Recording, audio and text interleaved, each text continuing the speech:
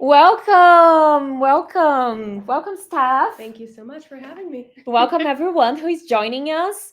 Tell us here in the chat if you can hear us, if you can see us well.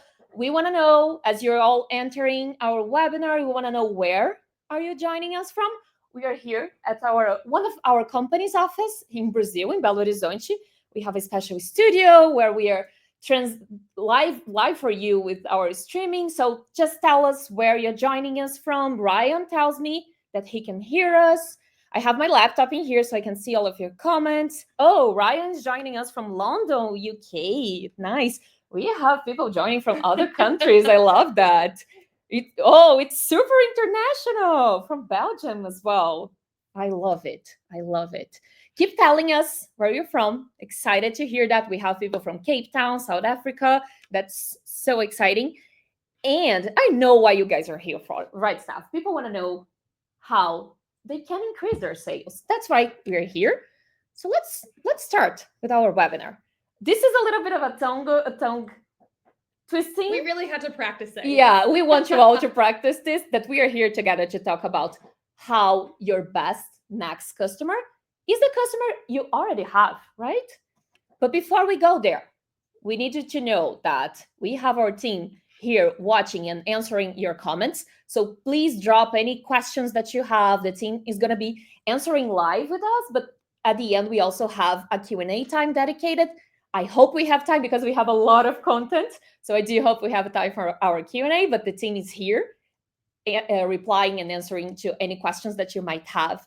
This is also being recorded, so we are going to share the recording with you at the end. So please keep an eye out for your email that you use to register in this webinar so you can receive the replay. And we also want to share the slide deck with you because we have a lot of information in there as well. Who are we? So I'm Danny. I'm from the product marketing team here at Teachable, and I'm joined by Steph. Steph, tell people what you do as a customer success manager. Yep. So as a customer success manager here at Teachable, I work with roughly the top 100 clients on anything business strategy, product adoption, anything under that umbrella. So been doing that for about 12 years, which is crazy to say. Yes. And a little over 3 here at Teachable. So it's been a ride. She is our strategy person, our go-to person whenever we are talking about how creators put any of these tools that we're going to talk about here today into real life strategies. Seen it all. Yeah, I think so. But before we go there, we have a little surprise, and it is between quotes because we already told you this on the emails, invite you to the webinar, but we want to give out a consultation for one of you with one of our CSMs, so staff or maybe one of her peers, so we can take a look at your business for this winning person and give you a consultation on what strategies you can do to improve your business. So in order to be part of this selection, we want you to tell us what is your main challenge to sell right now. We are not going to be revealing the winner today because we want to go over your questions to have more time to select this person, but we do want you to join us and tell us what is your main challenge to sell right now. And Steph, I'm pretty sure that you hear a lot from your creators. What they usually tell you that they are struggling with? Every person has a different challenge. I feel like it's annoying to say, it just really depends, but it really does. So I think if you're writing a challenge right now and you're not sure if someone else has experienced it, I can guarantee you they have. Anything from ads to marketing to, I'm really good at content, but I don't know how to engage with my students. So I've heard it all. A little bit of everything. We are seeing conversions in here that someone shared. Don't know how to market. That's something we hear a lot. Don't know how to market for the right audience. Conversion, sales. Keep telling us. This is interesting from Simone. I have too much to sell. So working on funnels to organize. That's something we're going to talk about today. We can talk about it. Yeah, it's a good problem to have. It's a good problem to have. I love the. If anyone can share with us as well,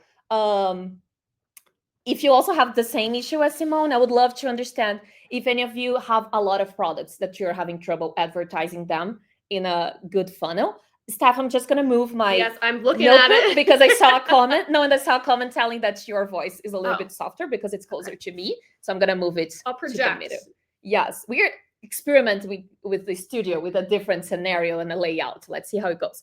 So we have a lot of commenting, creating funnels, not sure how long to continue, and when it looks like nothing is happening. That's a good one. Not sure how to get my target audience, how to offer a next product at Teachable. This is exactly where we are going. And I love that you're sharing this with us because that's How to upsell? oh, that's our go Come to to the right place. You came to the right place. So you all know most of you are facing the same problems right now. That it's hard to sell. And we have some data to back this up. It's not only your impression, it's also because it is more expensive right now. Acquisition is more expensive. So doing paid media is more expensive. We brought here some data from Meta, from SEMrush, from Salesforce. It's not only us telling you and you telling us that it's harder to sell. It's actually data from respectable institutes that are telling us that ad prices are up to 10% when we compare with last year. Instagram count per 1,000 impressions. That's how Instagram counts their prices. It's also higher. The ads, they're costing like double digits when we compare with last year. And not only acquiring customer is more expensive, but customers, they also have more distractions on their daily routines. So we have a very interesting data from McKinsey that the client's attention, it grows 2% per year. But the amount of content that we see on social media, on any of internet websites that we are accessing, it has exploded. Information overload. Information overload. So the amount of information that we are getting out there is not, our brain is not catching up to that. So the challenge is to make your product to be noticed, to make your brand and to make yourself, because something we were discussing, right, Steph? People are selling their brand. You guys are selling yourselves, because I'm pretty sure that you have a lot of competitors that sell the same things as you do. But what does it make your content special, right, Steph? Yeah. I mean, we were saying this.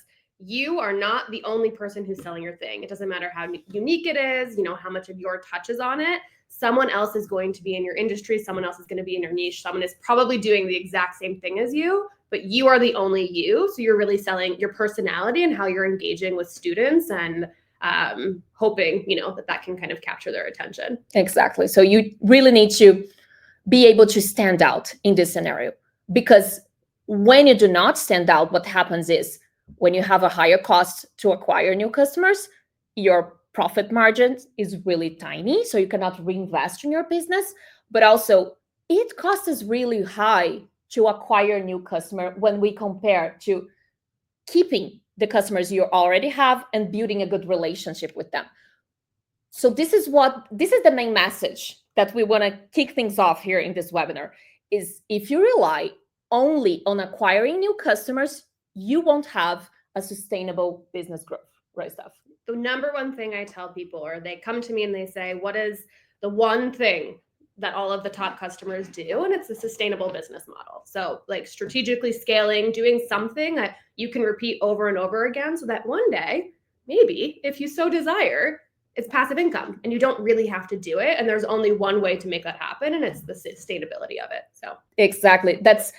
I loved this comment from Elizabeth. Always find your special touch points that solve the immediate problems. Know who your customer is and know where to sell for them with your special touch. Yes, love this. So let's talk about how you can build this sustainable growth without relying only on acquiring new customer. And I think the answer, some of you are already exploring from what I know, I understood. keep reading the comments. Some of you are already exploring that because you already have more than one product. But this is what we are telling you, is that it is healthy, and not only healthy, but it's necessary to grow investing on your own user base. Your current students, they are your growth engine, and you should be investing them. You should know how to sell for them. And again, we have data to support that, because we don't want to be telling you, oh, we think, we saw that. We also want to be giving you data that is behind this. And that is It's cheaper to acquire a new customer, 3 or 5 times cheaper. 80% of revenue growth from top companies, not only on the digital business, they come from existing customers. And also, it is 5 times more likely for a existing students to buy from you again. And this connects really well with having a good portfolio of products and having loyal customers. We have some data here, right, Staff, from our top creators that would love to share with you. And I really want to highlight how this data is very exclusive. Only a very small group of people have seen this before outside of Teachable, and we are giving you access to this right now. So let's dig into a little bit of this. I feel like we should have done the drum roll. Oh yeah, I ruined. Too late. I ruined, but that's okay. Okay, first thing that proves what we are talking about that selling again to our customers is the best strategy. Our top 10 schools, they have almost 30% of their sales come from repurchases.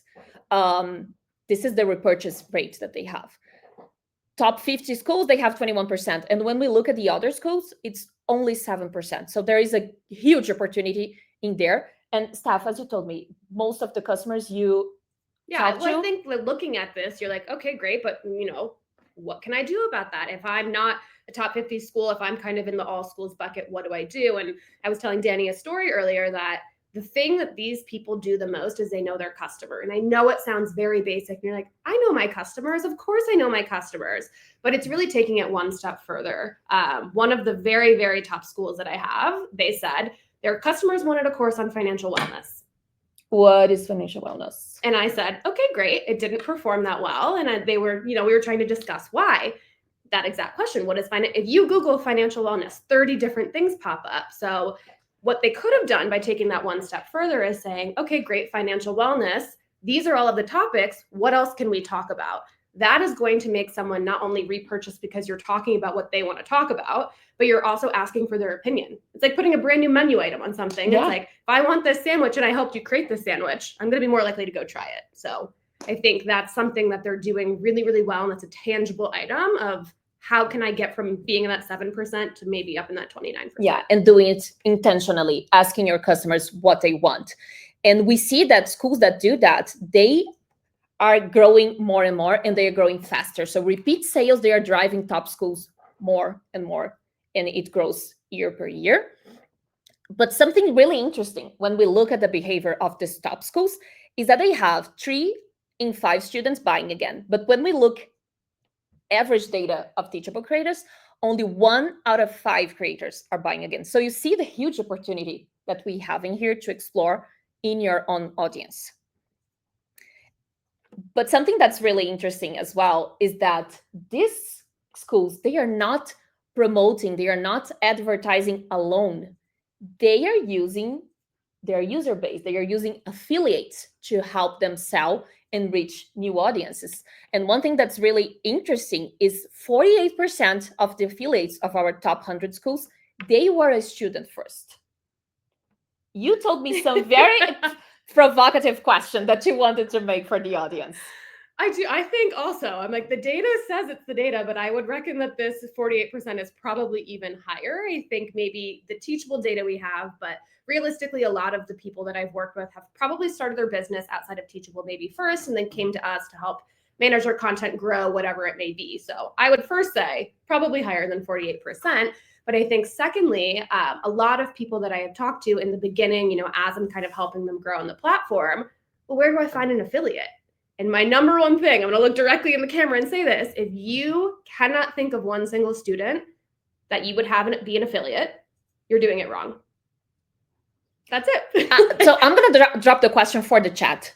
Tell us in the chat if you have, like in the top of your mind, one student that could be your affiliate. If you already have this strategy going on, just tell us how you are feeling about, do you know your students? They could be your affiliates. Are they advocates to your product? Tell us here so we can understand a little bit how much you know about the affiliates program in general.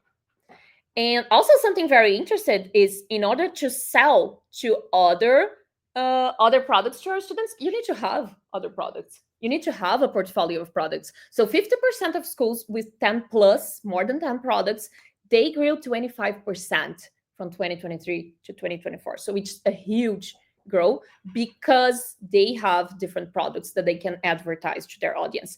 And Simone and Christine, they are telling us here on the chat that they do have students that they can think about. Jennifer is telling us that she has some students, but she's not sure she would feel comfortable. Oh, Jennifer, tell us here a little bit more why you wouldn't feel comfortable. We really want to dig into that with you. Tell us here, please. So let's do a quick recap of what we haven't covered so far. So it's harder, more expensive to acquire new customers.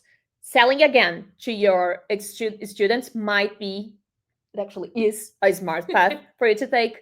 You don't need to do this alone. You can have affiliates helping you using your students who already know your product, can advocate for your product as affiliates. And you need to have a good portfolio of products in order to sell again. So let's discuss a little bit more of who are your loyal customers and where you can find them. This graph, it's a representation of how you can identify who is a loyal customer. A loyal customer is someone who is willing to spend a little bit more of money on your business in a shorter period of time. So they are recurrently buying from you. They are willing to spend more and more money on your products so they can keep engaging with your ecosystem and everything that you offer because they trust you. Right, Steph? When we look at other signs, like they buy frequently, but what if I only have one product? It sounds like the chat is kind of split of I maybe only have one product, or I have a lot of products, but the first one's not really doing well, or I have so many products and I don't know what to do. And my advice for them is actually kind of the same. Yes, we can get into specifics of how to go through that, but they buy frequently. Okay, let's say you only have one. How much are they engaging? Are they engaging on your Instagram post, your YouTube, wherever you may be posting? Are they opening your emails? Are they responding to your emails? I think there was a comment way up here, and I keep looking at it to see. I'm like, I don't want to be a sleazy salesperson. And I feel like the best way to do that is to interact with your audience. And this is going to be a through theme for everything. And I'm going to sound like, a broken record. But I think even if you say, I think I know my audience, or maybe, yes, I know them, you can always know them more. So kind of coming back to this, they're always going to engage with you if they're a loyal customer, period. Perfect. And you can see who leaves comments, who interact with your posts on social media. If you do webinars, who are the people who are always there with you? And okay, we're talking about who they are, but how can you identify them inside Teachable? What data do we have to help you do that? So we have a couple of reports, and I really want to call out how these reports are available to all of you. We recently made them available for all Teachable plans. So please, if you're not looking at reports, you should be. I'm pretty sure that every top creator that you have conversations with, they have regular moments where they take a look at reports, right? The reports in Teachable, they'll use CSV exports, they'll take them out of. I have not come across one person in the top 100 that does not have their entire ecosystem of reports. So perfect. Like Oprah, you get a report, you get a report, you get a report. So you need to be looking at report. And we wanted to highlight a couple in here. The first one is lesson completion, that you can find these ones that you can probably see in the screenshot, might look a little bit small, but we're going to share the recording and the slides with you later. But you can find this inside your course, and you can see what percentage of a lesson is being completed. You can see that we offer different types of reports. For example, leaderboards. Who are the students that are actually finalizing, they're actually completing your lessons? And it's something interesting to call out that having a student who engages a lot, they are completing all the lessons and progressing well in your course, it is a great indicator. But also, if you do not have a high student engagement or student completion rate, that's not the end of the world, right, Steph? I would say most, and I don't know if we're getting to this in the later in the presentation, but when you check your completion rates, similar to if you've checked your open rates, if you are using an email system, and you are shocked that it is low, the average completion rate from a user on the platform, I think, is less than 20% or around 20%. So if you see that, don't be alarmed. That is not the only way. But I think a good kind of tangible next step in that is if you see someone who's completed 20% or more, whatever it may be for your school, then asking them, what in this did you like? Did you buy it for this one specific course? And I don't want to get, too prescriptive here and give you all of the information, but I think a lot of the times if your average, let's say it's 15%, you finished 15% of the course and that's across the board, asking your students if they only came for one thing, and maybe you break it off into a mini course. And maybe that's the thing that you sell first, and then we'll talk about upsells later. And I know it was a hot topic in there. You can use an upsell for a longer course. So I think that there are really tangible, easy ways to look at this, but don't be alarmed if your completion rate is low. Yeah. We also have reports about videos. What is the amount of time people are watching in your videos? So you can also understand if you're building lessons that are too long. Or someone's going back and replaying your video too many times. Yeah, so you can have these insights. Maybe my course is too long and I can split it up in 2 courses. So it's also another product that you can sell, but it's more adequate for what that student wants to learn at that moment. Sometimes less is more. Sometimes less is more. You need to be straight to the point. We are not telling you to offer less than you should. We are telling you to offer exactly what your student is requiring you to. We also have quizzes, rates. If you could have quizzes to assess these things that we are talking about, like, is the content that you're offering enough without them having to finish everything and they already understand what you're offering? You can have quizzes to assess that. And you can also have quizzes in here as a metric to understand if you are offering the best things. If you want to do, for example, an upsell for a different customer. Let me show you this. Let me just move our faces from here. Because we are telling you that you need to keep an eye out. These are your loyal students. But what do you do with all this information? So for example, if you have students with low completion rates, meaning lower than 15, for example, they would benefit from a little nudge. You can do an integration with Zapier, for example, for a more advanced integration, or just download the export the CSV and send them a message, just asking them to re-engage. You could offer something for them to re-engage, like a small ebook, a mini course, something. Time with you, perhaps. Time with you, like a one-on-one session, so they could re-engage. And you can use also low quiz course for that. If someone is having a hard time to understand and to assess if they understood it or not, you could offer one-on-one course for them too. So maybe they would have better learning. But for those with a high engagement rate, they are probably ready for your next offer. If they are completing a lot of the lessons of that first product, they are probably ready for another one. Same thing for quiz. For those with a high quiz score, maybe they are ready for a more advanced content because they already know everything about that topic. So at the end of the day, we are telling you to hear your customers, not only with qualified data, so you can ask them, but please take a look at this report so you can better understand them as well.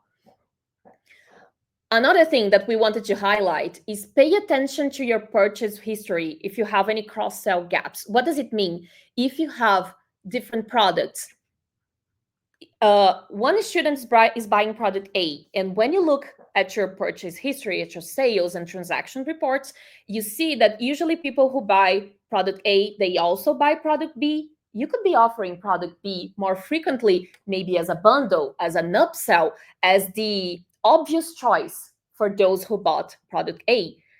Same thing here. You can also export this data to work with them via email, and not only the tools we're going to talk about in a little bit, but we have some tips in here of how you could apply these scenarios in your daily strategy. For example, if you have users who just bought one product and you identify that usually your customers buy a second product, we can offer that. You can offer that for a special price.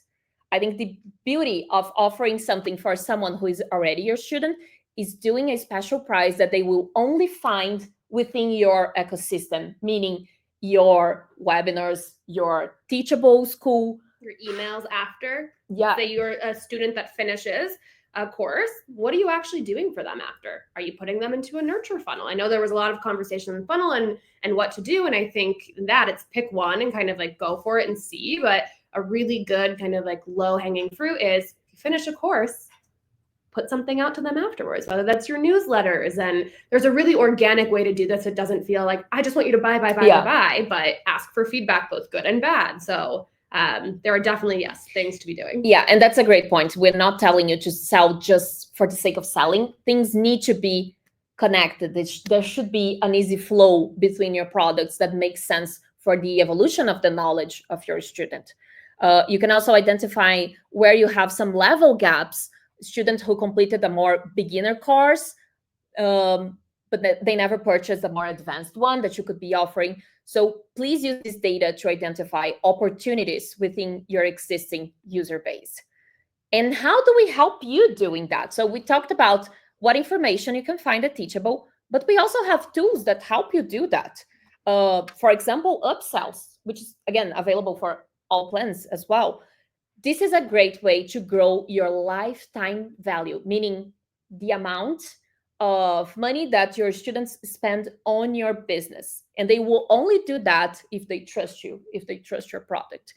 And upsells at Teachable, you can do in different moments, right, Steph? Yeah. And I think, kind of coming back to the, I don't want to just feel like I'm selling. Upsells really make sense when you know when to do them at the right time. So for the thank you page upsells and the post-purchase upsells, that's going to be I'm at the grocery store, I'm adding on a piece of gum, I'm adding on a candy bar, like at checkout, something that's supplemental to your course. So let's say you're selling your course and you want to add a workbook onto it, or you want to add something else onto it, that's a great time for that. What I actually really want to touch on in this is lesson upsells. So to take it back to the beginning of completion, let's say you know that your average completion rate is 20%.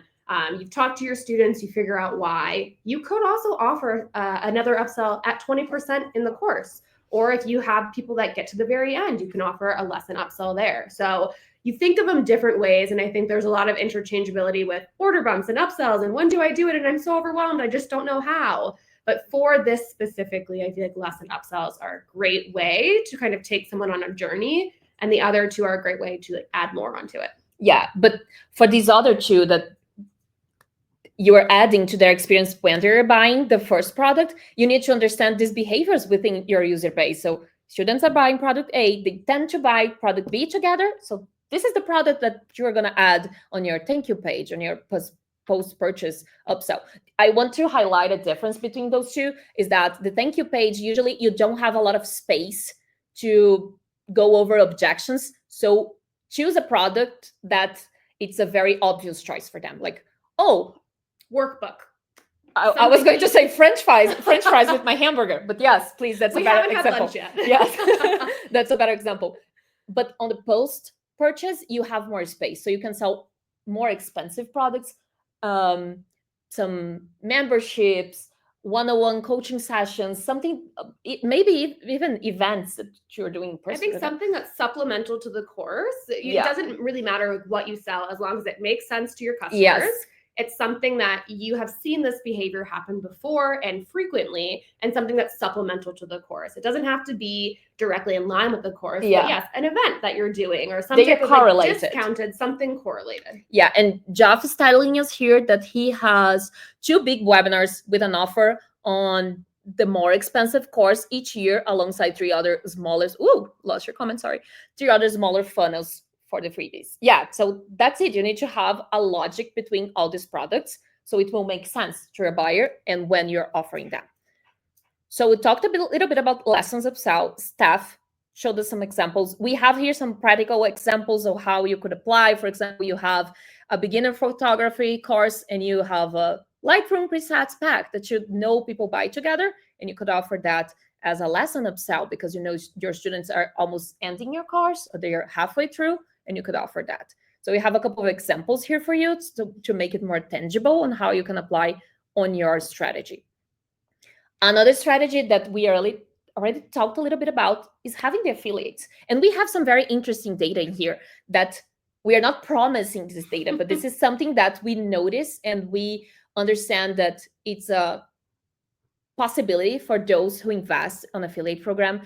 is that they can grow 15% of additional sales by using an affiliate program. So it's a great way to increase your sales using your students. That's the main point that we have here with affiliates, who already know your product. And I would love to touch a topic when we talk about affiliates, is that you need to think of your affiliates as like a partner, a business partner. An affiliate is someone who is allowing you to reach an audience that by yourself you wouldn't be able to do that. Your students, they have audiences of themselves. Some of you are telling us here earlier today that you have teachers as your students. These teachers, they probably have other teachers that they know. They have their own user base that they could help you reach these people. So because we know that in some people in the digital market, they think that affiliates are actually competing for their sales, but it's a partner of your business. Think of them like that. And I always say, a student is a great place for someone to become an affiliate. And that's, I think we talked about that earlier. But also another place where I see a lot of, these top 100 customers have some of their best affiliates, the near competitor. So not someone who is exactly a competitor, but let's say you're teaching mixed media art and you want to partner with someone who's teaching pottery. You are both kind of going after the art student, but different things. And I think they kind of can tap into an audience that you might not otherwise have. So there's a lot of different avenues to have an affiliate. So if you're someone who said, you know what, I'm not comfortable for whatever reason having a student be an affiliate, maybe that's another place to go. And, there's a lot of different things that we can do with that. But I do think affiliate strategy is one of the more difficult things to set up, and have running along the way. But I also think it is one of the most impactful. So if you're sitting there saying, I don't have time to do this, just start with one. Yeah. Start with one person. It doesn't have to be a whole campaign. Yeah. Do a test. See what happens. But if you already have some affiliates, you might want to experiment offering a higher commission for your students, so you can recognize that they value your work and they are your partners. So that's something you could try. And also, we have another tip that maybe if you don't have a portfolio of products yet, you could be choosing a product to be affiliate from a correlated niche that makes sense to your audience. So you could be selling that as an affiliate. That's a great point. As a different offer. We have some examples in here that you could be asking your highly engagement students to be your affiliate. For example, a special commission, especially the high spenders, students that spend a lot on your products.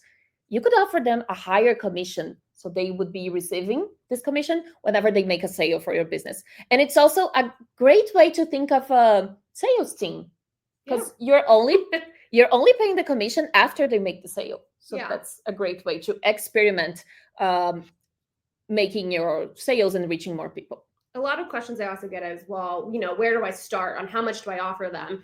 My business is struggling and I'm struggling with sales. I can't afford to pay another affiliate. And I think it also is dependent on your course. If you have a really high ticket course, you could probably go a little bit lower on the affiliate rate. And if your course is, low to medium ticket, I would say 20% is the bare minimum on a low to medium ticket.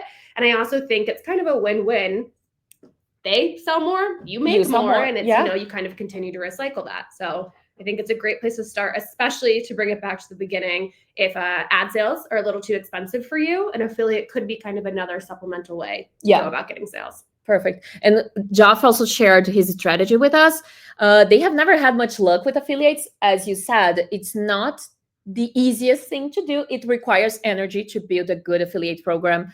But they're trying a mini campaign next week by emailing everyone that has taken their lower priced course and giving them a unique voucher so they can share with friends and colleagues. That's the way to do student referral. And it says getting added into a prize draw, which one of my very, also, I think, top 10, top 5 people on the platform, they love a giveaway. And they're like, it works every single time. And obviously not everyone's in a position to always do a giveaway, but giveaways and prize draws work. That's nice. That's a great strategy. Thank you for sharing your tip. We have something that's coming up that we wanted to tell you about. You probably heard about this in some of our communications, other webinars that we have done. But in our courses page where your student actually, they access your courses, we are adding, and it's coming super soon for you. It will be available super soon. A banner that you can, it's a flexible banner, but you can choose what you want to offer in there. So what that is, it's the banner that you can see on top. What that is a special banner that when your student is going to access the products that they bought from you, they're going to be impacted by this, and you can make it very impressive banner so it will grab their attention. For example, to launch a new product. So you're launching a new product and you want your audience to know, you can add that banner so they will see it. And you can have a special price for those who are accessing through that page, because it's a special offer that they will only find it there. Actually, I think this pricing strategy is important for any type of upsells in general that we are talking about. The price should be always lower than buying that product standalone. So always have a special price. So they will have that feeling, if I do not buy it now, I'm won't have missing this. out. Yeah, I'm never gonna have this opportunity again. This banner will also be great for seasonal sales.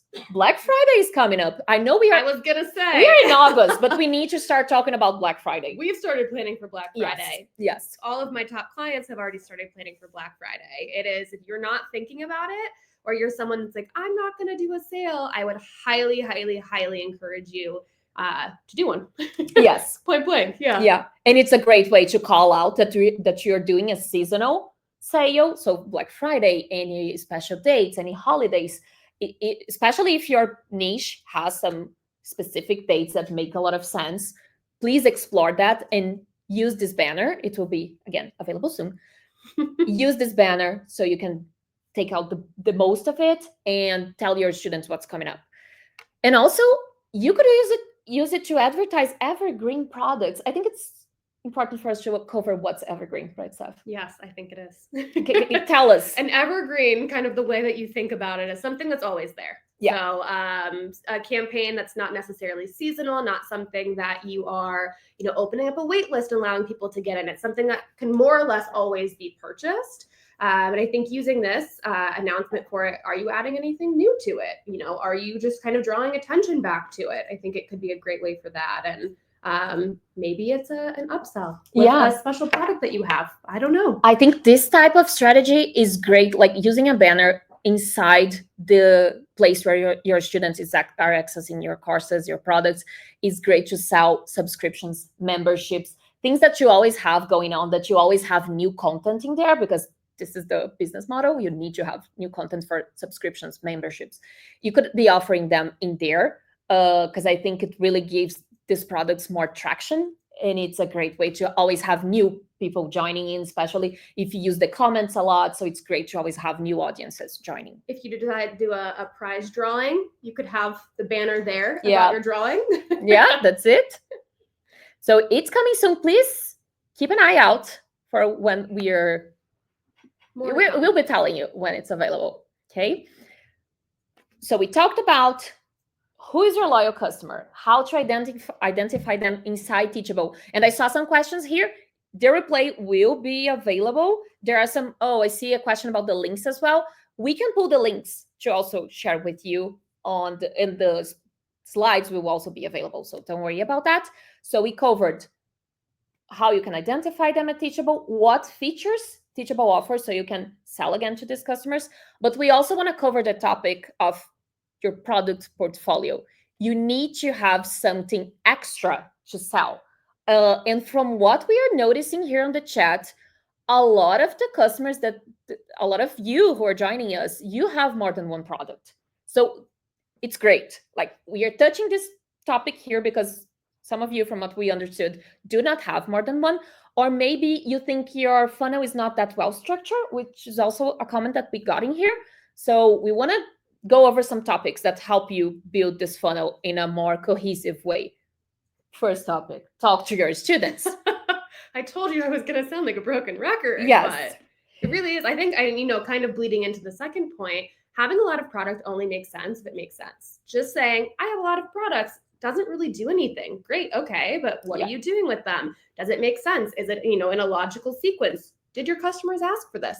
Did they really ask for this? And something that I noticed going over some sales pages. Like, we are always looking at what you guys are doing, how we can help you improve your sales strategy. And I noticed some pages where there is no there is no cohesive logic between the products. So I was looking at those sales pages and I was like, where do I start? Where is the beginning of this funnel? What is the first product that I need to buy? Where are the CTAs? Please, let's have CTAs on those pages. Where do I start? And after that, what is the next step? You should always have a clear next step for your students, whether in your sales page, in your social media posts, inside your courses. At the last lesson, do an upsell using the lesson upsell, telling what's the next step. Um, Make it so like, yes, they have a choice, but like we are kind of guiding you. I'm giving you yeah, the choice. I Yeah. also think one thing you said about sales pages that I kind of want to hit on is back to the beginning when we said like they're buying your personality, they're buying your brand, they're buying all of this. If your sales page doesn't have something that's easily tied back to maybe your main website or your brand, you're missing out. If someone is coming in and every time you design something, you should look at it from the realm of, if this was someone's first impression of me, do they really get a sense of who I am? Because if not, someone else is probably doing it. Oh, can I give you guys a spoiler about that? Can you? We showed you. I'm gonna do this. We showed you the banner. That's something that's coming up. We are also building building links that you can add to the student experience, so you can link to your social media. You can link to back to sales pages and other things in your ecosystem, so you have the whole ecosystem tied together. So first step is talk to your students. When you're building the funnel, you need to start with your core offer. What is the flagship course? Like, what is your main product that is going to drive you more students? Not necessarily they will be interested in engaging with all of your products. That's why you need to understand who are the loyal ones, who interact the most, who you're targeting specifically, because it's always common when you're acquiring new customers. Some of them are not, they bought just to see what it was. One thing to also add on the core offer, and I've seen this a lot, is people will say, oh, so it's the offer that I first started with, or it's my first course that I had. And that's not always true. Sometimes also in the age of, Instagram and TikTok and what is even the algorithm, and something goes viral, it's not necessarily what you consider your bread and butter to be. It could be something else that your students consider that to be your bread and butter. And I think it's also being honest with yourself and kind of coming to terms with that it might not be what you originally sought out to do, but it's what your customers want. So just wanted to... Going back to listen to your customers. Yes. Yeah. So identify what is your core offer and start building your funnel from there. Start adding quick wins, mini courses, lessons, individual lessons. We have news coming in that topic soon. Spoiler alert. More spoilers. I'm giving all of the spoilers out.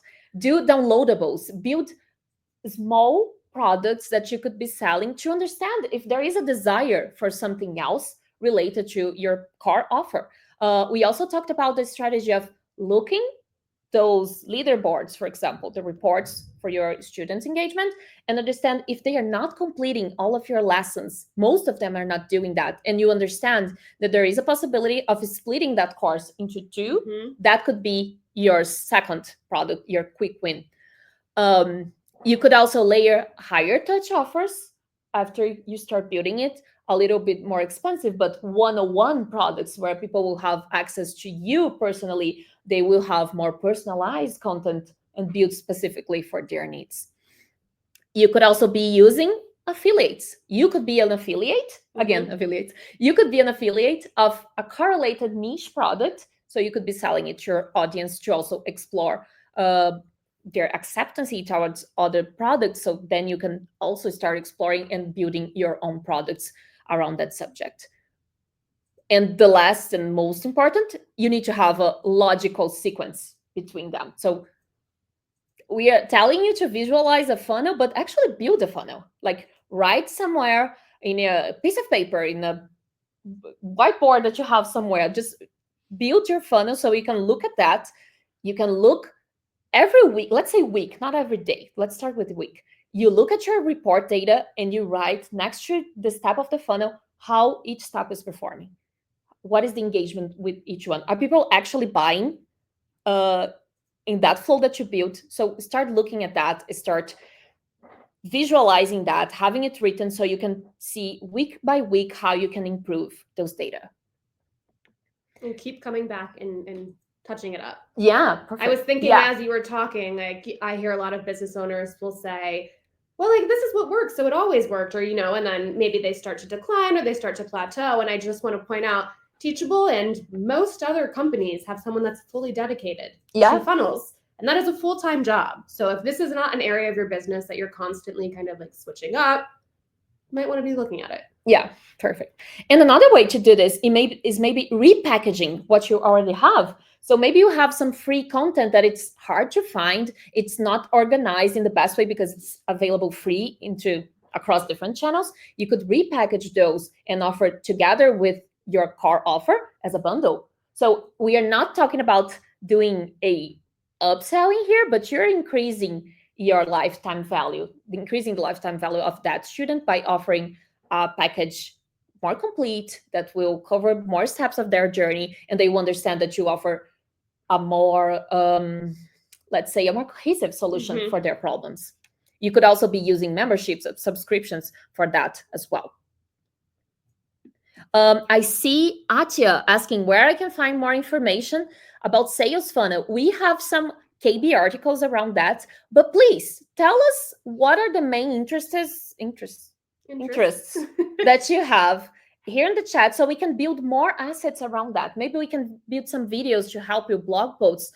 Tell us what other topics you would love to explore. What ways do you like to see, like a video, something written? Tell us here so we can start building more and more for you. But we do have a lot of things about sales funnel on. Not to cut you off mid-sentence before you do bonus tips, but do you see what you just did?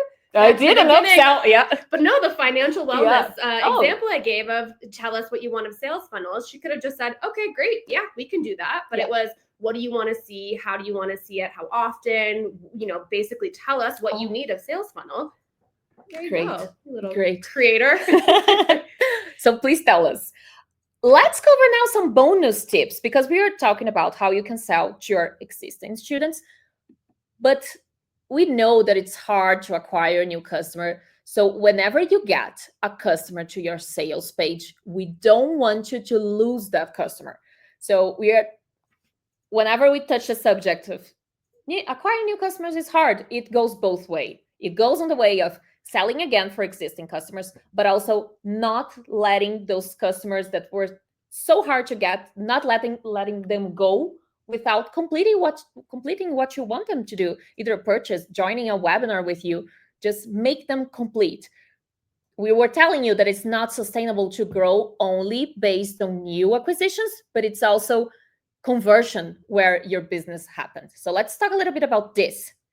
First topic, order bumps. We touched this a little bit. It's very similar to the logic of those upsells on a thank you page, but this one is before they complete their purchase. And we have some interesting data that 10% more, we've observed between creators that use order bump, that they tend to have 10% more of sales, additional sales whenever they use order bump. It's a great way to give visibility for those products that there is a obvious sequencing for your core offer. Another example, there was a question, and in the interest of time, I know that it's if we didn't already answer it, what's the difference between an order bump and an upsell? And effectively, depending on how you do it, it's the same way. Order bumps are the gum that you're adding into your cart at checkout. Perfect, little candy that you grab.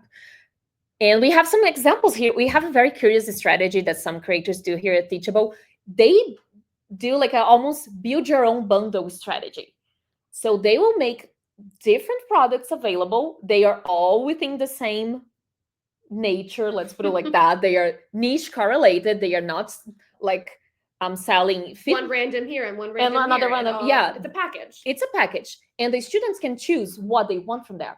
Again, order bumps, you like the thank you page upsell, you don't have a lot of space to cover sales objections, so it needs to be a more obvious selection. So please keep that in mind. You can offer different products so your students can decide what they want to add to their shopping cart, but it needs to be cohesive. And another thing you can do, I just forgot to update the name. So sorry here. I'm going to update the name of the strategy here before we send you this. is you can add special prices. Again, like we said, you should be offering any of these upsells with special price that people could only find within this moment. If they let us go, if they do not complete this purchase in this moment for that other bump, they won't find that price anywhere else, and you should be telling them that. Another thing you could do is use cart abandonment strategy. Again, it is hard to acquire new customers. If you get those customers through your sales page and they click to go to checkout, they are very interested in buying. Please make their life easier. If they try to buy, but their card was not approved, something happened, try to recover these people using cart abandonment solution. We also see that it can increase sales up to 4% for customers that use cart abandonment strategy. You can have it integrated with different solutions, so you can be always talking with these customers who left the purchase behind, did not complete it. They went through your sales funnel, they went through your sales page, your checkout. Say they want to buy it, make their lives easier. I think your job as a creator is always to make the life of a creator, of your student, easy by offering them good contents built in a nice way that they can understand, but also make their purchase easy. And you can put a 10% coupon, which is Yeah. not going to make or break your business, but the customer will say, oh, I got 10% off. Great. Yeah.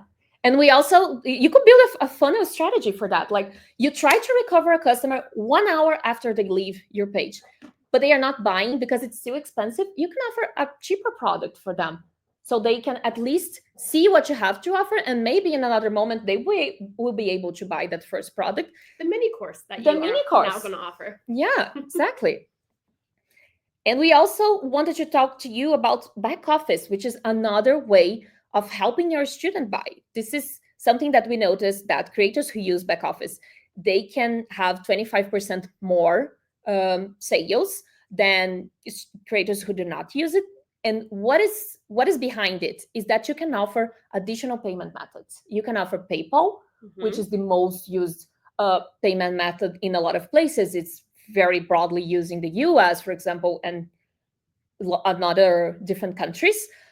But you could also offer buy now, pay later, meaning that if your students do not have the available money on their credit card at the moment of the purchase, they can use buy now, pay later to make it more accessible. So it's, again, another way to make your students' life easier. And to maybe meet them where they're at if you have a high ticket offer. Yeah, that's a great use case. And lastly, we want to talk about Leslie, right? Yeah, product detail pages, which I saw some things going on in the chat about sales pages and some questions about PDP. What is this? This is us helping you on the conversion part of acquiring new customers. We told you that ads are more expensive. Even social media, we have so much more distraction of content because we have so many contents going on in there. Product detail page is a sales page created automatically by Teachable, where we pull aspects from your course, from your product, colors, fonts, images, the outline of your course, so we can show your potential students what they will see in that course. And the beauty of it is that is SEO optimized, meaning that Teachable helps your product be easily discoverable on Google. So it will make your audience broader. More people can find you if you create a product details page. And when I say create, is basically hitting one button. We do it for you, basically. Just hit one button. I know we're almost at Q&A. We're running out of time, but there was a question way up in the chat of like basically when to use a sales page versus when to use a PDP. And back to the conversion and what you were saying, I think if you're someone who has social media, so YouTube, Instagram, anything, and you're kind of selling there a little bit, maybe instead of driving someone to a sales page where they're scrolling, that gives them time to X out. You might want to just send them directly to the PDP and have them be able to purchase there. You're doing all of the selling up front. Why do we need to add another layer of a sales page? You can still have your sales page, and someone discovers you or streamlined sales page and wants to know more about your personality, they go to your sales page. So I guess just different use cases. Yeah, and I think it connects with a great question that we had in here. Sorry, I did not. I don't remember your name, but I saw not long ago. what's the best length of a sales page? There is no right answer. You need to cover the necessary objections. So, for example, if you're not doing a, let's think you are doing a webinar to launch a new product. Within that webinar, you're explaining everything about that product. You don't need to send those students to a long sales page telling all about the benefits, all about the objections, who is it for, because you already did that. So you could be sending those potential leads to your product detail page, which has the outline, the most important information, so they can go straight to the purchase. They'll go to the checkout later. But if you have a higher ticket product, you need to handle more objections. You need to build a longer page because you probably need to add some videos. We'll probably need to add some social proof. Mm-hmm. So there is no right length, but one tip of what you could do is if you already have an external sales page, you're not using PDP, for example, use like a heat map. A lot of websites, they have it available. See until where your leads are scrolling in your page and see if it's necessary to have a long page because they are probably only looking at 2 sections of your page. So take a look at that to see how is the behavior of your I will say, yes, I completely agree with this, but also if you're, pretend I have my phone, if I'm scrolling too long, maybe like 3 scrolls. Most of the purchases nowadays, they are made via mobile. So you also have to think about that. And add the CTA, please. Make your CTA. You can have multiple on the page, but if you want to purchase, it's above the fold, which means like on the top, one of the first scrolls needs to have a CTA. Yeah. Again, make the life of your student, your lead, easy. They need to find how to buy it. We have here a small checklist on how you can start. We're going to go over it really quick, but it's basically identify your most loyal student. If you already have more than one product, check your reports, your sales report, and understand what is a possible logic you can build between them. Because again, students are buying product A, then B, then C. So start building your logic from there. If you don't have a second product, create a simple ebook, mini course, become an affiliate of a product from a correlated niche. Next step, set up a basic upsell. For example, a lesson upsell that you could be offering, again, product B that makes sense with product A for your students, and highlight that offer to your existing students. Use email, flexible banner, and make it on a price that only them will have access to. That's a great way of telling them that you're a partner. Okay, we've covered a few questions already, but we still have 3 minutes. I think we can go over. Let's see what questions do we have here. We answered a lot of them, and we have great comments in here. Let's see what we have. Jennifer question. How do students get to the PDP for courses? Is that something that we have to select? Jennifer, if you have a new product, let me put this here. If you have a new product, PDP is already available. It's already created. But if you're using an older product, you just have to enable it. You can change text if you want, but you just need to enable it within your course settings so it's available. And also, it will rank on Google because, as we told, it's SEO optimized. But if you have a social media with a link tree, for example, where you have all your links, add the PDP link in there as well. So we make easy to find your page. Okay? And like very tangibly if you go into your course and then you go to your sales page section that pops up, you should see it'll say product detail page at the top, sales page. You'll see it all right there, and you can just copy the link from there. So once it's enabled, that's exactly how you go find it. Yeah, and it's a page that was built for conversion that we tested. And we know that a lot of you creators, you are experts in your specific niche. You're not designers, all of you. So sometimes it's hard to build a sales page. So having something like a product detail page that is tested and built, thinking about conversion, mobile and SEO optimized can be really helpful for you. Just going through, Yeah, we already covered order bumps and upsell. What's the difference? What is the ideal length of a sales page? We already talked about that. I know we already talked about it, but Jeff basically said, I think, in the UK, it's too long. This is a great thing of like, maybe the advice that someone in the US, it doesn't quite translate. I know that there was a lot of international to the US, we're in Brazil right now, so international, but international to the US people on this call, and what something works in the US might not work somewhere else. So I think being able to really know your customers and say, okay, if it's too long, it's too long. Like, let's clean it up and make it shorter. So don't be afraid to kind of go against what an agency or a professional or someone is telling you if you know it doesn't work for your Yeah. customers. Test it and have data to support your decisions. Let's go to the last question from Jerry. Are videos with courses better, more wanted than text alone?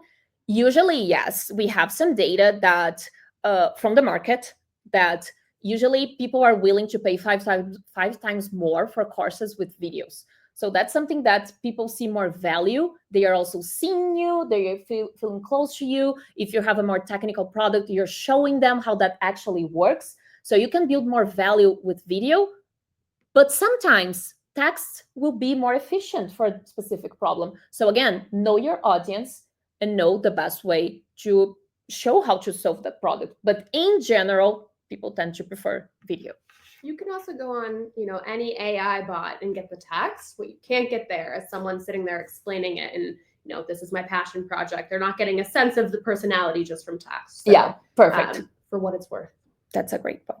Okay, I think we covered most of the questions. Yeah. Oh, last one to end from Atya. What's a good way to know your customer? Send them questions, do surveys with them, take that customer who is always commenting on your course, on your social media, invite them for an interview, have a chat with them. I'm always email some of you guys to invite for interview. So whenever someone from Teachable emails you, that's us doing this, trying to get to know you. So invite them, do quizzes to understand what they prefer. Okay, thank you all. We had a lot of content in here, but our time is up.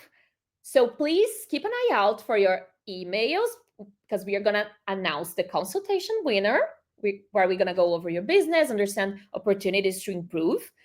But also we're going to share the replay of this webinar, these slides with you. And we saw some people were asking for some links. We can also link them in there for you. Thanks for joining us. Please leave your feedback because, again, we want to hear from you. You're our customers. We want to understand how we can keep improving for you. And also, what next topics could we explore in this webinar? So please leave your comments. Steph, loved having you here. Thank you for having me. And thanks for everyone who was helping us with the comments and everything. See you soon. Bye-bye.